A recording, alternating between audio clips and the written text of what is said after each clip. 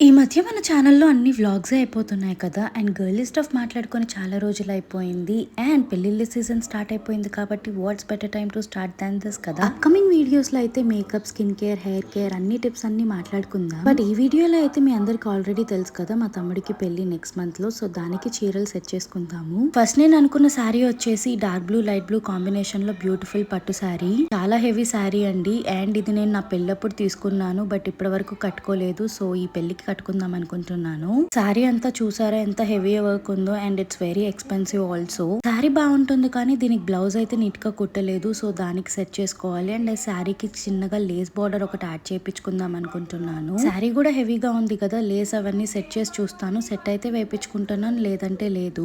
Blouse కి అయితే మాత్రం మేజర్ రీవర్క్ ఖచ్చితంగా జరగాల్సిందే. నేను అనుకున్న శారీ వచ్చేసి బెనారస్ శారీ. ఇది నా గృహప్రవేశానికి ఒక హాఫ్ అన్ అవర్ ఏమో కట్టుకొని ఉంటాను. దాని తర్వాత నుంచి ఇప్పటి వరకు కట్టుకోలేదు.